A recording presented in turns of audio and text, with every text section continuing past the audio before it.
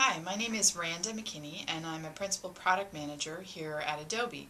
I work on our Adobe Connect Mobile product, and today I'm here to tell you about an exciting new release of Adobe Connect Mobile for the iOS.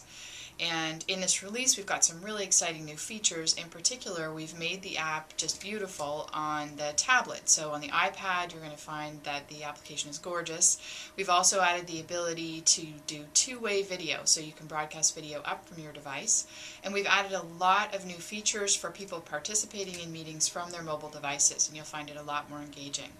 Today I'm going to show you some of these on the iPad and on the iPhone 4, so let's take a look.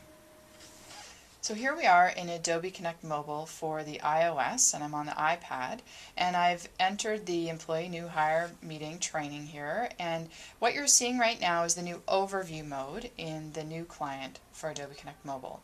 And what's great about this is that it's a significant set of new features beyond what we offered previously. In particular, we have this overview mode, and as a participant from your mobile device you now have an experience much like a desktop user in that you can see everything happening in the meeting. So I can see that Cal Varson, my instructor, is here in the camera and voice pod. He's got a still image there right now. He's going to start talking to us soon when he starts his presentation.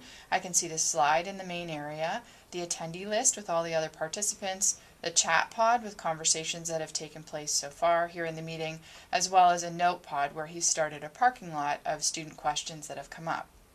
Now as he gets started with his presentation, what I may wish to do is focus in on a particular area, and that would make sense. I'd zoom in on the slides. To do that, I can easily just tap on the pod where I'd like to zoom in, and I can see the presentation, read the slides very well as he progresses through them. I may also prefer to watch his video feed as we're going through the presentation, so I'll switch over to that video pod, and here I can see Cal talking to the group, and it's a really nice way for me to feel like I'm right there with him. Now if I decide I'd like to watch both at once, again I can go back to that overview mode and I can see all the information at the same time. As I'm going through the presentation, I may also wish to input a question for Cal, and I could do that by switching to the chat pod. I've got a navigation panel here, which is another way I could navigate, and I've clicked on the chat button. In here I can see the questions that everyone has asked so far, and if I wish to input a question I can tap in the text input bar here and I could start to type my question and send that for the group. We also have options here for you to send private chat messages and receive private chat messages from others as well.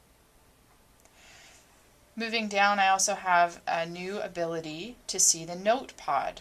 We previously didn't offer this in the mobile client. Now I can see all the detailed questions that Cal has placed in the parking lot. I can check and see whether my question that I input earlier, which he still hasn't answered, maybe has been placed in the parking lot for us to cover during the question and answer period of the meeting.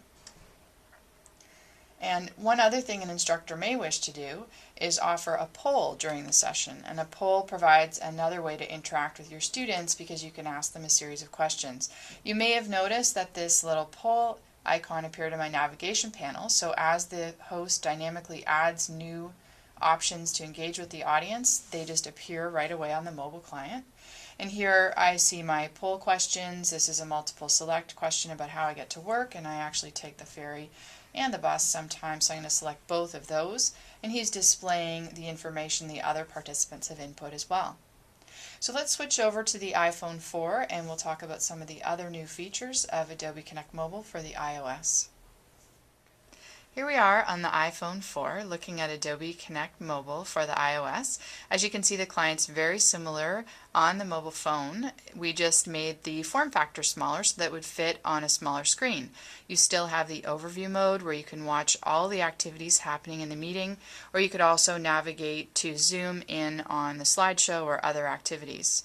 Now something else we can do in this client is we have the ability to broadcast our web cameras back into the meeting. In this case, what the host has done is he's given me the rights to broadcast my camera so that I can talk to everyone in the meeting, and what you're seeing there is me speaking to the group from one of the desktop users' views. So here I am out and about on my iPhone, and I'm able to broadcast this into the meeting.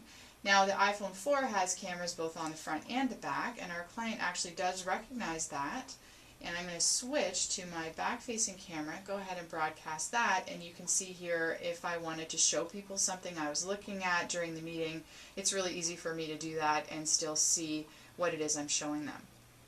So I'll switch back to my forward-facing camera and say thank you very much for looking at our new Adobe Connect Mobile client for the iOS. We hope you download it and give it a try.